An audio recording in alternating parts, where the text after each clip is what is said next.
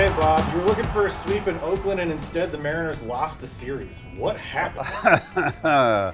They can't hit. They're very spotty. They can hit, but they just do it periodically. And I think what we've learned over the season, and you saw it in this series, is if your pitcher has a bad day, they're not really built to come back. It's just not what they do, especially when the best hitter on the team, Ty France, is in the middle of the worst month of his career, his entire career.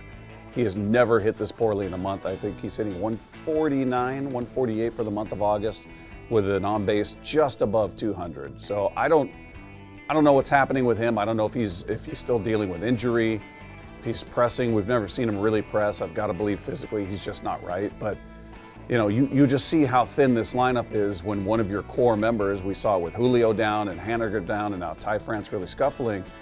Those other guys need to be able to pick it up, and they do it in spotty fashion. They put up 10 runs in the first game, and then you saw what happened. They go to extras in the second game, score 3 runs and lose.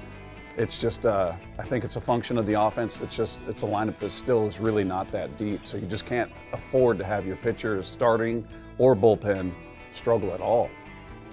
Are you seeing there being a difference between getting into a playoff spot and then keeping it? Boy, it all just kind of feels the same to me. It feels like, you know, because they're flipping from 1 to 3 to 2. I mean, you know, with the Rays and the Blue Jays there, and so they've sort of occupied that spot for a while. I mean, they've been in it for a while in terms of those top 3 wild card spots, and they've just rotated positioning. So it feels like they've done a good job maintaining that spot. In terms of locking it down, yeah, it's been problematic for the reasons we just talked about. They just, you know, you and I talked about their every other series situation. They win a series, they lose a series. They win a series, they lose, and they beat the good teams, and then they seem to play down to the level of the bad teams. I mean, the A's have the second worst record in all of baseball behind the team that's coming to town for 2 games, the Washington Nationals. But they're also a team that swept the Houston Astros. So you look at it and go, okay, that's baseball, that happens. But, and you got 40 games left.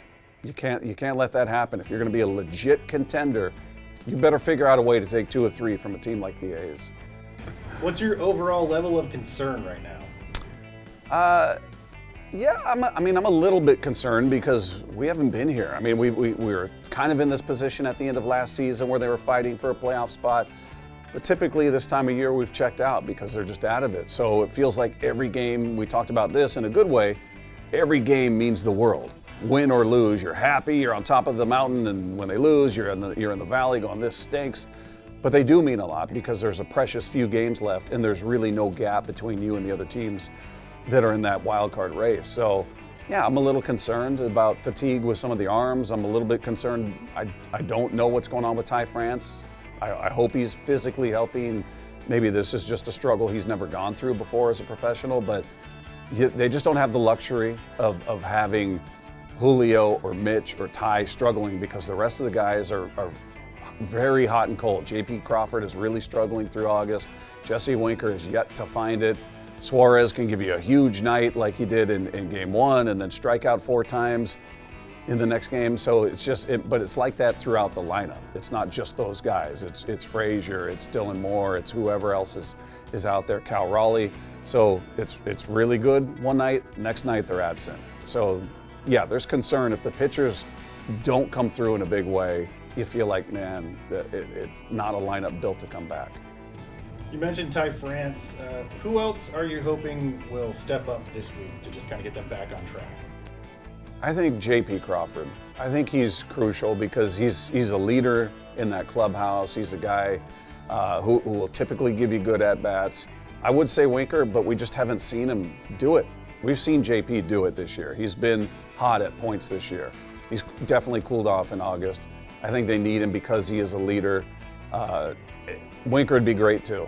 I just don't realistically know what to expect from him because every time we think he's sort of found it and he's turning a corner, he cools off again. So if I had to pick one guy outside of Mitch and Julio and Ty France, it would definitely be J.P. Crawford.